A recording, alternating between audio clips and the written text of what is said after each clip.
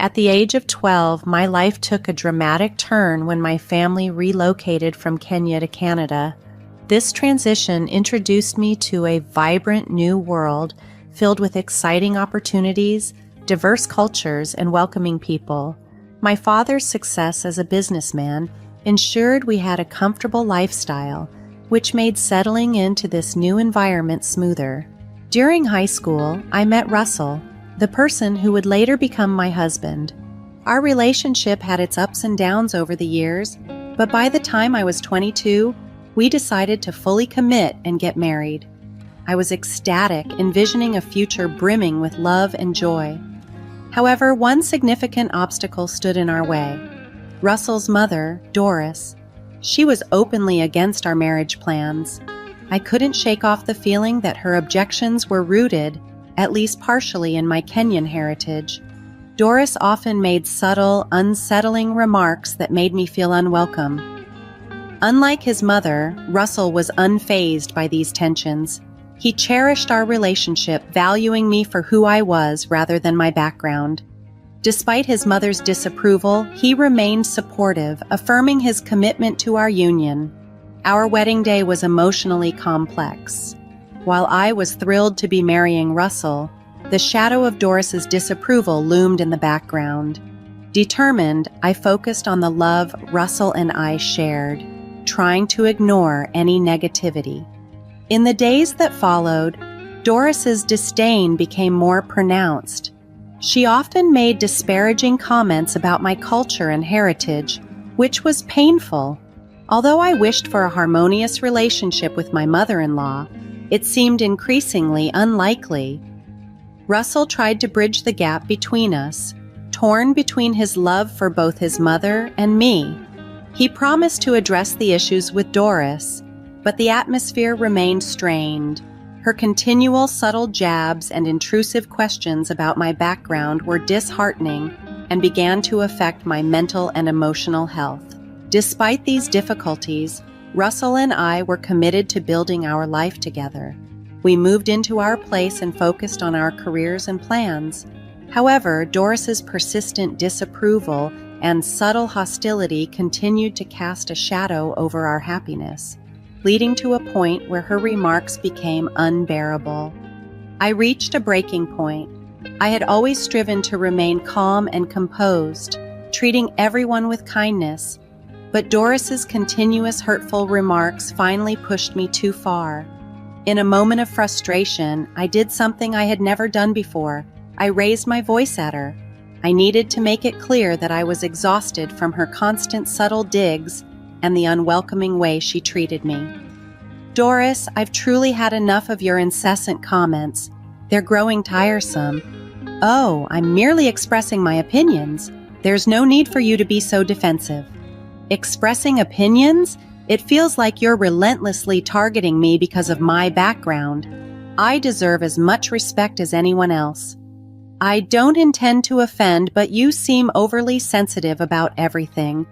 This isn't about sensitivity, it's about respect.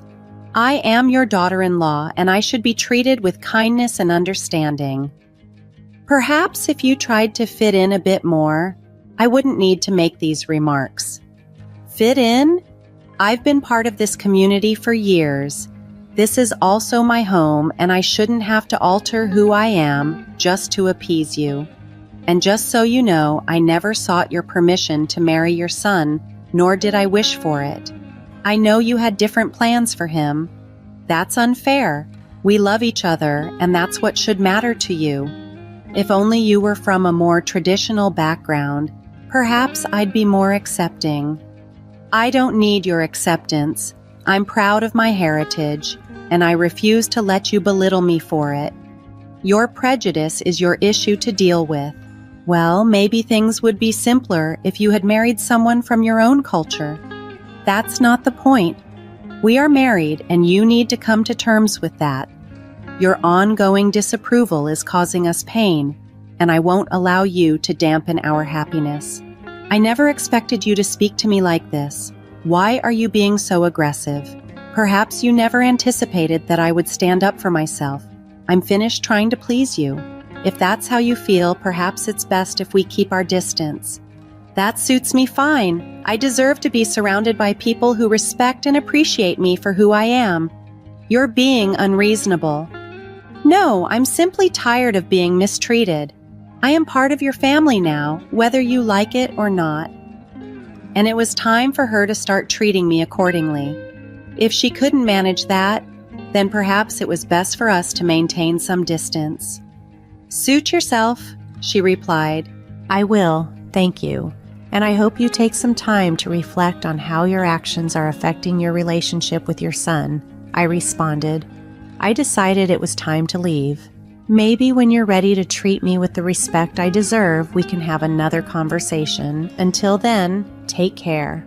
With that, I left the room, feeling a tumultuous mix of anger and sadness. Confronting Doris was difficult, but standing up for myself was necessary. From that moment, I knew my relationship with her might be irreparably damaged, but I felt confident in my decision. I deserved respect and wouldn't tolerate any more subtle jabs or hurtful comments. My focus had to be on my marriage and building a joyful life with Russell, regardless of Doris's disapproval. When I shared the details of our confrontation with Russell, he surprised me by fully supporting me. He even went as far as to tell his mother that she needed to treat me with respect. However, the situation escalated dramatically when Doris threatened to disown him as well. This was a shock to both of us, and I could see the pain it caused Russell. His mother's willingness to disown her son because he defended his wife was heartbreaking. Yet this difficult situation helped us realize something crucial.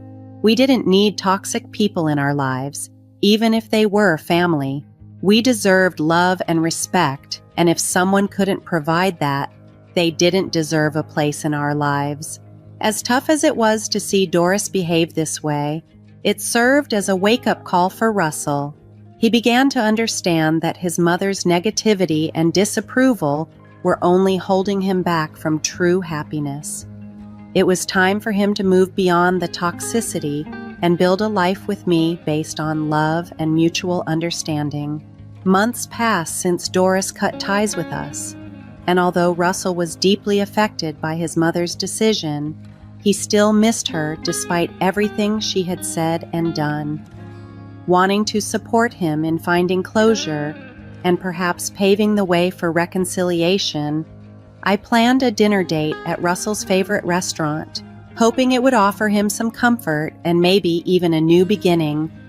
When we arrived at the restaurant and I gave my name, the maitre d' at the front desk looked puzzled and informed me that my name was on the blacklist. This took me by surprise, as Russell and I had always been regular patrons there. Confused and hoping to clear up the misunderstanding, I requested to speak with the manager. To our astonishment, the manager emerged, revealing herself to be none other than Doris.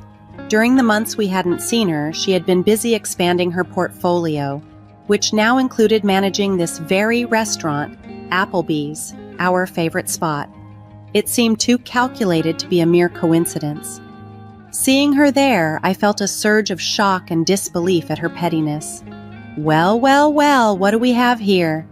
I never thought I'd see the day when you two would show up at my restaurant, Doris greeted us, not missing a beat in informing us that we were not welcome.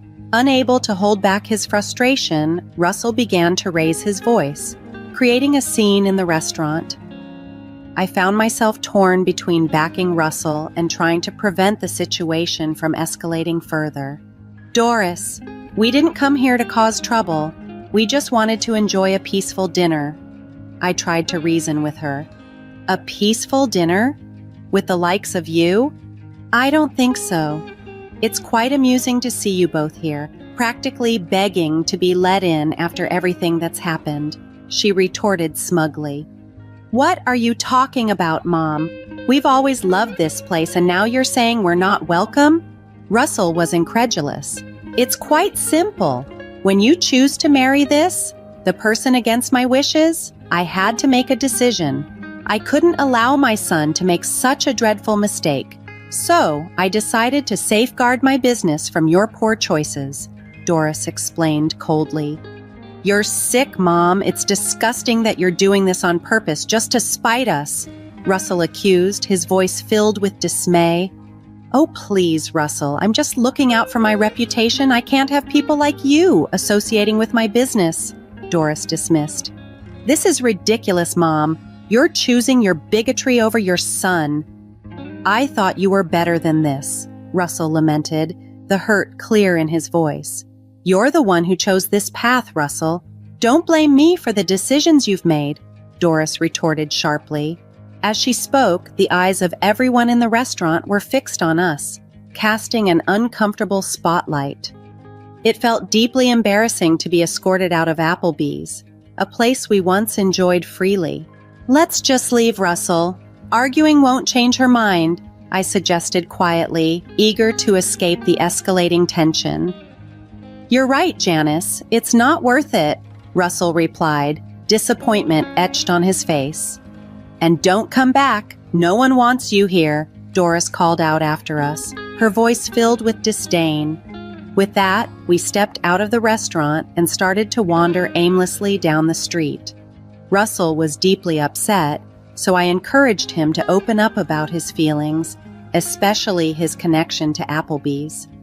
Let it all out, Russell. How are you really feeling? I know Applebee's was more than just a restaurant to you. Applebee's. It was a place where my dad and I bonded. We'd sit by the window, order our favorite meals, and just talk for hours about everything. It's where we connected, he explained, his voice heavy with loss. It sounds like such a meaningful place for you, and I can't believe Doris would use it to hurt you like this, especially knowing how much those moments with your dad meant to you. It's just so unfair. She knows how special Applebee's is to me, and yet she chose to use it against us just because she doesn't approve of our marriage. You deserve so much better than this, Russell. I wish I could fix it. It's awful to see someone trying to dismantle what we have. I always thought family was meant to support each other, not pull one another apart. It's tough to make sense of why she'd act this way, but sometimes people let their biases get the best of them. We might not be able to change that, but we can choose our response, I reassured him. You're right, I'm done letting her negativity affect us. What matters is that we have each other. Exactly. We'll face this together. And actually, I have some news that might brighten your day a bit. What's that? He asked, curious despite the somber mood. Well, it turns out my dad recently acquired the entire block of buildings on this street, including Applebee's. Really? Why didn't you mention this before? It just happened. He finalized the deal with the investors recently. I was still grappling with the uncertainty of how everything would unfold. I had planned to share the news about my dad owning the complex during a celebratory dinner at the restaurant. That's incredible, Janice. I need to congratulate him later, Russell said, genuinely impressed. We can do that later, but right now there's something else we need to address about your mom, I replied, hinting at a more immediate concern. You see, my dad's quite formidable when it comes to business matters. He won't take kindly to how Doris treated us. He's going to handle this situation. Feeling a mix of urgency and necessity, I decided to call my dad right then and put him on speakerphone so Russell could listen in. I explained everything that had transpired at Applebee's. My dad was upset by the news. I knew Doris wasn't fond of you, but to kick you out of a restaurant, that's a new low. I'm sorry I hadn't reviewed the documents sooner. I only recently received the title deeds for this property and I haven't had the chance to evaluate all the managers yet. But rest assured, I'll take care of this immediately. He reassured us, don't worry at all. Give me 20 minutes and I'll be there to sort this out personally. Hearing my dad's determined words brought me a sense of relief but also a bit of concern. I knew he was capable of handling the situation, but I hoped it wouldn't escalate into something messier. My dad is not someone to be trifled with, especially in business. He is also a firm believer in treating customers with fairness and compassion. So, Russell and I waited nervously near the restaurant, trusting that my dad would resolve the issue appropriately. We weren't sure exactly what he planned to do, but we believed in his judgment. Moments later, my dad arrived and we followed him back into Applebee's. He walked with a confident stride that suggested he was ready to take on whatever needed to be done. As he entered, he called out for Doris, loud enough for everyone inside to hear. The tension in the restaurant was palpable as heads turned to watch the unfolding scene. Doris stepped forward, visibly annoyed by the interruption. Doris probably thought she could dismiss my father as easily as she had dismissed us, but my dad is not one to be brushed aside lightly. He raised an eyebrow at her and began with a tone of faux concern. "Doris, my dear, it seems you haven't been keeping up with the latest developments. Did they forget to inform you about the new owner of the Second Green Avenue complex?" Doris appeared visibly shaken, clearly caught off guard by the turn of events. "What are you talking about? Who is it?" she stammered, confusion laced in her voice. My dad couldn't suppress a small, knowing smile. "Well, that would be me. I'm the new owner, and I must say I've been here for less than a week, and I'm already encountering troubling complaints about your management." Doris's complexion turned a shade paler as the reality of her predicament dawned on her. "I didn't know that," she muttered, flustered. "Well, perhaps if you had checked your emails or paid closer attention to what's happening around you, you might have known. But it's too late for apologies now," my dad responded with a chuckle. It was satisfying to see Doris on the receiving end of the type of treatment she had meted out to us. Russell, who had been quietly seething by my side, stepped forward and said with resolve, "You had no right to treat us, or anyone, the way you did, especially Janice. Oh, we've always known you to harbor ill will, but as someone in charge of a public establishment, you should have been the first to understand that discrimination based on personal prejudices is unacceptable. You've clearly violated that principle, and I don't think you're fit to manage this place." Doris, now desperate, pleaded, "Wait, I'm sorry, I didn't realize. Even if you didn't know he was the owner, you should have treated all customers fairly without letting your personal biases interfere," I added firmly. "Please, let's discuss this privately." Doris tried to salvage the situation. "There's no need," my dad interjected, his voice loud enough for the bystanders to hear. "I believe everyone here would be interested to know that the person managing Applebee's, who allowed her racism to affect her professional duties, is no longer part of the staff." The murmurs in the restaurant grew louder, fueled by the unfolding drama. Doris, utterly embarrassed, could only stand in silence as she faced the consequences of her actions, while Russell and I watched, relieved that justice was being served. Russell and I couldn't help but feel a mixture of relief and triumph, finally receiving justice after enduring Doris's harsh treatment for so long. My dad decisively handled the situation, warning her that he would call security to escort her out if she didn't leave voluntarily. Embarrassed and on the brink of tears, Doris started her walk of shame out of the restaurant. As she made her exit, the mood in the restaurant instantly lifted. People began to clap and cheer, celebrating her departure, and I felt a profound sense of relief wash over me.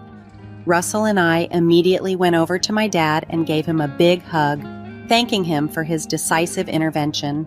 "You're the best, Dad," I said with a smile, and he chuckled, giving us both a reassuring pat on the back.